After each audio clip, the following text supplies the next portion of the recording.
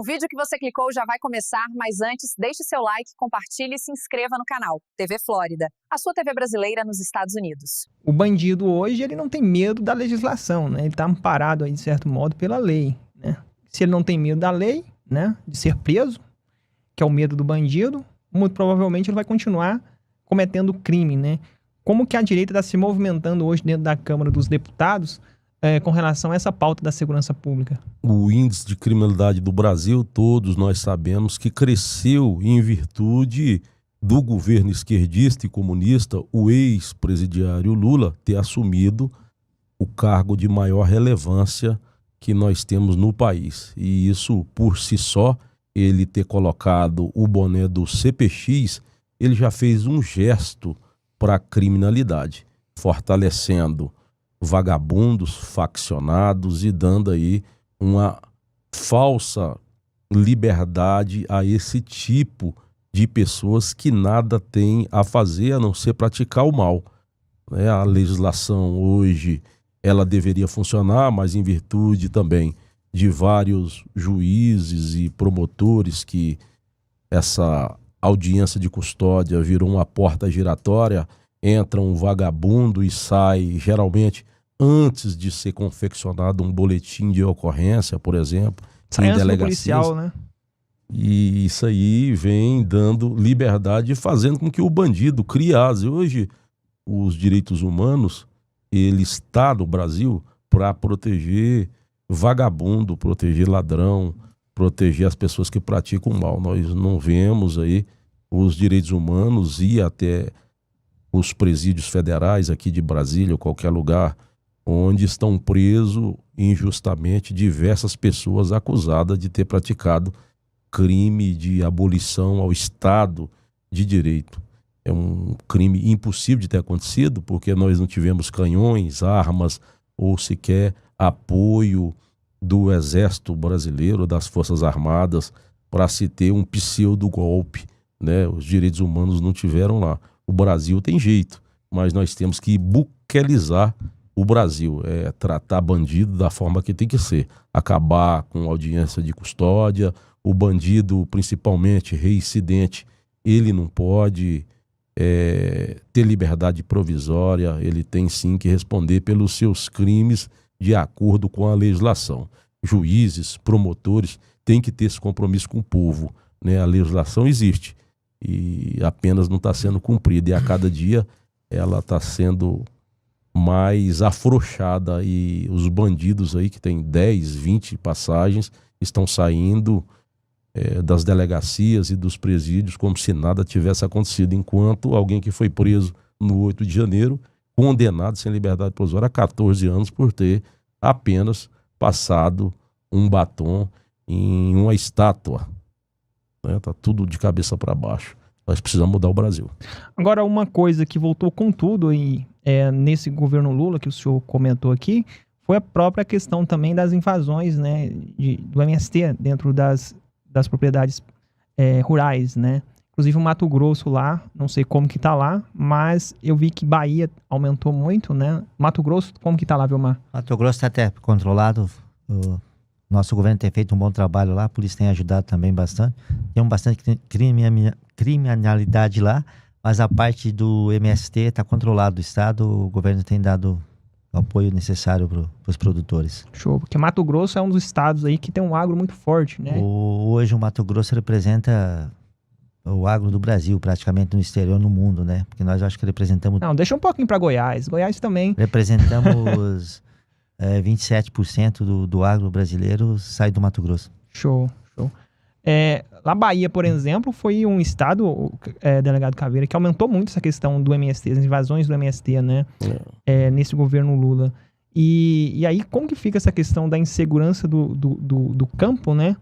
E porque tem muita gente que às vezes acha o seguinte, né? Eu vivo na cidade, isso não me afeta e fica alheio a essa questão das invasões, né?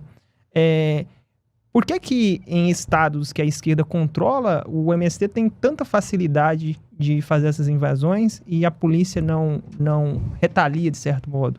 Exatamente. A meu ver, são terroristas, né, em diversas vezes, que sim, ateiam fogo em propriedades rurais, destroem as lavouras, queimam maquinários, assustam os produtores rurais.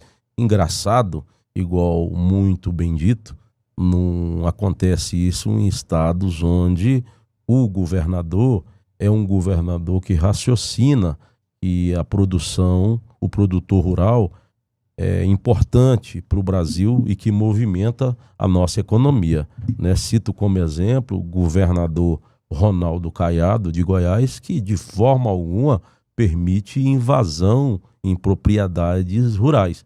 Lá na Bahia, que é um governo comunista e uma polícia também comandada por um governador comunista, inclusive o comandante-geral da PM lá, ele raciocina da mesma forma, tem tido muitas invasões, né, e vários outros estados onde os governadores são de esquerda, extrema esquerda, eles têm permitido sim.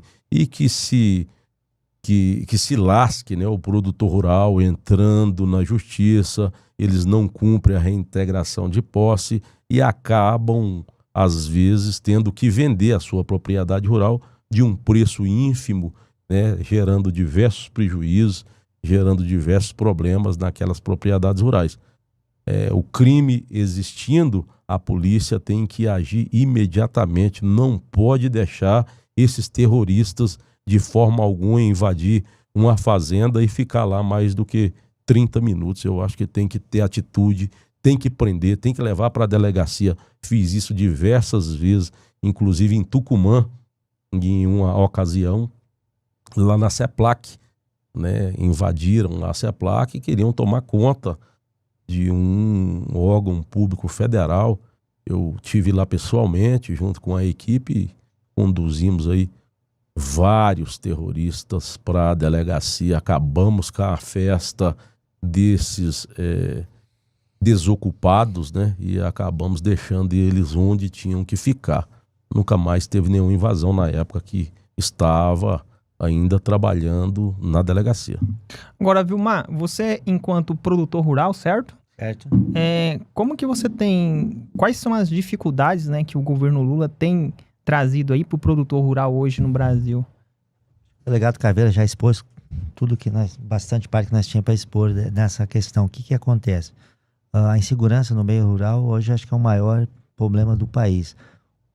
Para quem não sabe, que vive mais na cidade, a agricultura, o agronegócio brasileiro está quebrado, está falido. Quando entrou esse governo atual, 9 dedos, ele conseguiu endividar todo mundo, ninguém está conseguindo mais pagar suas contas. Você hoje que está reclamando um preço de um café, de um preço de um arroz, de um preço de uma carne, você vai reclamar mais amanhã depois. Que o agricultor não está mais dando conta de produzir. E as dívidas estão aumentando, os juros aumentando, e daqui a pouco vai faltar comida no nosso país. Nós temos que dar um jeito nesse governo que ele reveja, porque o agronegócio que segura a balança do país. Agora, na situação que estamos, a inflação só tem a subir, o produto só tem a subir e vai faltar produto. Sim. Agora, delegado Caveira, falando um pouco sobre a questão da segurança pública, que lá, inclusive no Pará, que é um estado em que, por exemplo, a senadora Damares falava muito sobre questão de tráfico de criança e outras coisas, né?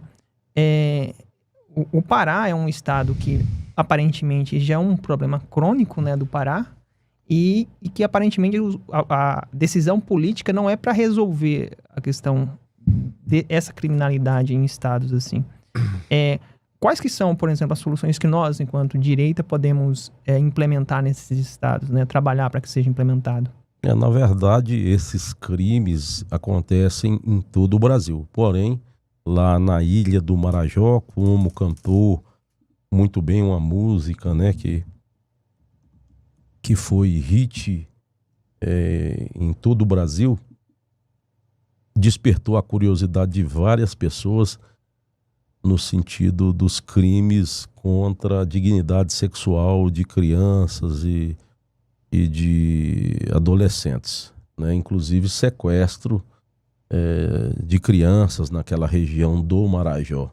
A ministra, até então, Damares, naquela época, lançou um programa, Abrace Marajó, e teve lá algumas vezes, fez algumas incursões, diminuiu um pouco o problema, mas o Marajó hoje continua abandonado. Nós precisamos de reforço, não só no Marajó, em todo o Pará, em todo o Brasil, né? Nós sabemos que essas pessoas, principalmente menores de idade, elas são vulneráveis e todo cuidado é pouco. Nós temos que fazer de tudo para cuidar das nossas crianças, dos nossos adolescentes. Porém, nós não temos visto no Brasil penas para dar exemplo, principalmente lá no Marajó, né? Houve algumas prisões em algum momento, mas atualmente não tenho percebido operações e aconselhamentos e trabalho social